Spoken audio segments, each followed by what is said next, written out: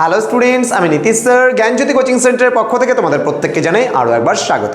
তো স্টুডেন্টস, আজকে আমি তোমাদের সঙ্গে আলোচনা করব যে সমস্ত ছাত্রছাত্রীরা এসকেবিইউ অর্থাৎ সিধু কানহু বিরসা ইউনিভার্সিটির অধীনস্থ বিভিন্ন কলেজগুলোতে পড়াশোনা করছো তাদের জন্য কিন্তু আজকে আমি আলোচনা করব তোমাদের সঙ্গে মেজর ফোর্থ সেমিস্টারের হিস্ট্রি অনার্স যারা রয়েছে তাদের জন্য। কি আজকের আলোচনার বিষয় দেখবে, তোমাদের মেজর 4 যে হিস্ট্রি সিলেবাসটা দেওয়া হয়েছে সেখানে রয়েছে স্মাইলি দাওয়া বলে একটা টপিক রয়েছে। সেই স্মাইলি দাওয়া বলে যে টপিকটা রয়েছে সেটা সম্পর্কে আমি বিস্তারিত ক্লাসটিতে আলোচনা করব। অবশ্যই তোমরা যারা আজকে ফার্স্ট টাইম আমাদের চ্যানেলের ভিডিওটি দেখছো তারা অবশ্যই চ্যানেলটিকে সাবস্ক্রাইব করে পাশে থাকা বেল আইকন অল প্রেস করে দাও, যাতে নেক্সট টাইম থেকে কোনো ভিডিও আপলোড করলে তার নোটিফিকেশন তুমি সবার আগে পেতে পারো। এছাড়া অনলাইনে তোমরা যারা ভাবছো যে আমাদের ক্লাস জয়েন করবে তারা অবশ্যই যোগাযোগ করো আমাদের অফিসিয়াল নাম্বার 7076398606 নাম্বার অথবা 6295916282 নাম্বারে। তোমাদের টোটাল কোর্স ফি রয়েছে তোমাদের এই সাধ্যের মধ্যে শুধুমাত্র 499 রুপিস। আমাদের কিন্তু কোর্স ফি থাকে 999 রুপিস, কিন্তু সেটা এখন দিতে হচ্ছে না, এখন দিতে হচ্ছে মাত্র 499 রুপিস। তো দেরি কিসের, আজই যোগাযোগ করো আমাদের জ্ঞানজ্যোতি কোচিং সেন্টারে। এটা কিন্তু মান্থলি ফিস নয়, আবার বলছি এটা মাসে মাসে দিতে হবে না, একবারই দিতে হবে একটা সেমিস্টারে। জাস্ট তুমি 499 দিয়ে অ্যাডমিশন নিলে পুরো নোট সাজেশন থেকে শুরু করে ইচ অ্যান্ড এভরিথিং তুমি পেয়ে যাচ্ছ। তো দেরি কিসের, আজই যোগাযোগ করো আমাদের সঙ্গে।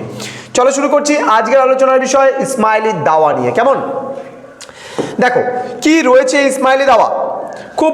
বিষয়টা খুব জটিল, কারণ কি এটা একটু মিডিয়াভেল হিস্ট্রি, তো সুতরাং আমাদের কিন্তু একটু কঠিন লাগবে বিষয়গুলো পড়তে, বিষয়বস্তুগুলো পড়তে।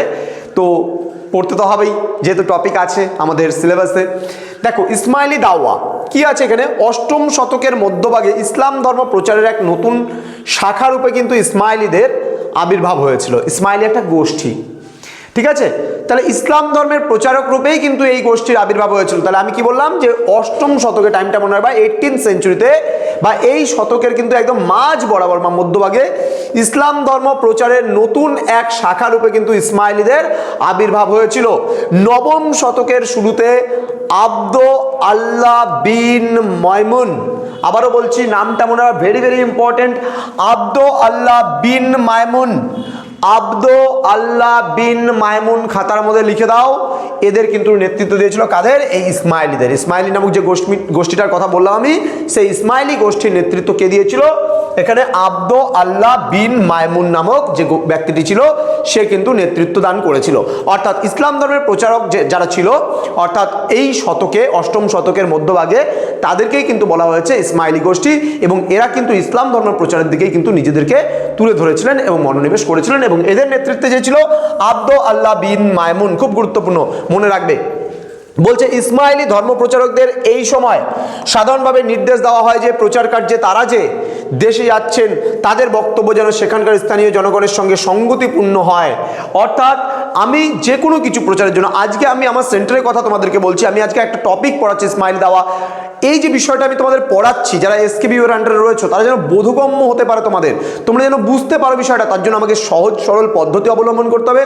তো এই ইসমাইলি গোষ্ঠীদের কি নির্দেশ দেওয়া হয়েছে, বলছে তোমরা পৃথিবীর যেখানেই যাও না কেন ইসলাম ধর্ম প্রচারের জন্য, তোমরা যে কথাগুলো বলবে, অর্থাৎ তোমাদের ধর্মের যে নীতিগুলো সাধারণ মানুষের মধ্যে প্রচার করবে, সেটা যেন সাধারণ মানুষ খুব সুন্দরভাবে যথার্থভাবে বুঝতে পারে। এই বোধগম্যতার কথাই কিন্তু বলা হয়েছিল কিন্তু এই ধর্মে, অর্থাৎ ইসলাম ধর্মের যে ইসমাইলি দাওয়া বলে যে গোষ্ঠীটা ছিল, সেই গোষ্ঠী কিন্তু এই ইসলাম ধর্ম প্রচারের উদ্দেশ্যে যখন দেশ দেশান্তরে গিয়েছিল তখন কিন্তু তারা যেন সহজ সরলভাবে তাদের ধর্ম কথা প্রচার করে সেই নির্দেশ কিন্তু দেওয়া হয়েছিল। বোঝা গেল। বলছে আব্দ আল্লাহ বিন মাইমুন ধর্মীয় প্রচারের আড়ালে রাজনৈতিক উদ্দেশ্য সিদ্ধ করতে চেয়েছিলেন। এখানে কিন্তু একটা কন্ট্রোভার্সি আছে এখানটায়। অর্থাৎ আব্দ আল্লাহ বিন মাইমুন যে ছিল, তিনি কিন্তু ইসমাইলি ধর্মটা, মানে ইসমাইলি যে দাওয়া অর্থাৎ যেটাকে আমরা গোষ্ঠী বলছি, সেটা প্রচার করার উদ্দেশ্যে তার কিন্তু একটা রাজনৈতিক স্বার্থ জড়িত ছিল এই জায়গাটায়। কি বলছে দেখো, ধ্যান দিয়ে বিষয়টা। বলছে এখানে সিন্ধু দেশে আরব শাসকরা বলপূর্বক ইসলাম ধর্ম প্রজাদের ওপর কিন্তু আরোপ করতে চাননি। অর্থাৎ মানুষ যদি, সিন্ধু দেশে মানুষ যদি এই ধর্মটাকে গ্রহণ করতে চায় তবেই, অর্থাৎ ধর্ম কাকে বলে, যেটা গ্রহণ করলে তুমি অ্যাটলিস্ট শান্তি পাবে, যেটার উপরে তোমার ট্রাস্ট থাকবে, বিশ্বাস থাকবে, সেটার উপরেই কিন্তু জোর দেওয়ার কথা বলা হয়েছিল। অর্থাৎ কাউকে জোর করে বলপূর্বক কিন্তু ইসলাম ধর্ম প্রজাদের ওপর চাপিয়ে দেওয়ার কথা কিন্তু, বা মানুষের ওপর চাপিয়ে দেওয়ার কথা কিন্তু বলা হয়নি, বা আরোপ করতেও কিন্তু চায়নি। আরব বণিকরা সিন্ধু দেশকে কেন্দ্র করে একদিকে চীন এবং শ্রীলঙ্কা এবং অন্যদিকে তুর্কিস্তান ও খোরাসানের সঙ্গে বাণিজ্যিক সম্পর্ক গড়ে তোলেন। একজন ইসমাইলি ধর্মপ্রচারক পীর সদর আবদিন সিন্ধু দেশে ধর্মপ্রচারে নিজেকে নিয়োজিত করেন। দশাবতার নামে এক গ্রন্থের তিনি প্রচলন করেন। এতে কিন্তু ব্রহ্মাকে মোহাম্মদ, বিষ্ণুকে আলী এবং আদমকে কিন্তু শিবরূপে কিন্তু দেখানো হয়েছে। তাহলে এখানে যে গ্রন্থটা রয়েছে, অর্থাৎ কি বললাম, দশাবতার নামে যে গ্রন্থ আছে, অর্থাৎ যেটা মানে ইসমাইলিদের যে গ্রন্থ, সেখানে কিন্তু কি বলছে, মোহাম্মদ ব্রহ্মাকে বলা হয়েছে, আলী বলতে বিষ্ণুকে বোঝানো হয়েছে এবং আদমকে কিন্তু শিবরূপে দেখানো হয়েছে। তাহলে এই ছিল ইসমাইলি দাওয়া। খুব গুরুত্বপূর্ণ একটা বিষয়, যে একটা ছোট্ট টপিক নিয়ে আমি তোমাদের সঙ্গে আলোচনা করলাম। তো স্টুডেন্ট যারা এখনো পর্যন্ত আমাদের চ্যানেলটিকে সাবস্ক্রাইব করনি, তোমরা অবশ্যই চ্যানেলটিকে সাবস্ক্রাইব করে আমাদের সঙ্গে থাকো, আমাদের পাশে থাকো। তোমাদের সঙ্গে দেখা হবে খুব তাড়াতাড়ি নতুন একটা ভিডিও নিয়ে। আর হ্যাঁ, যারা অনলাইনে যুক্ত হতে চাইছো, সময় নষ্ট না করে আমাদের অফিসিয়াল নাম্বারটা পিক করো এবং এখানে কল করে তোমরাও জানতে পারো যে তোমরা কি করে আমাদের সেন্টারে অ্যাডমিশন নেবে। দেখা হচ্ছে খুব তাড়াতাড়ি নতুন একটা ভিডিও নিয়ে তোমাদের সঙ্গে খুব তাড়াতাড়ি। তোমরা প্রত্যেকে ভালো থেকো, সুস্থ থেকো। Thank you so much. Thanks for watching after all. Thank you.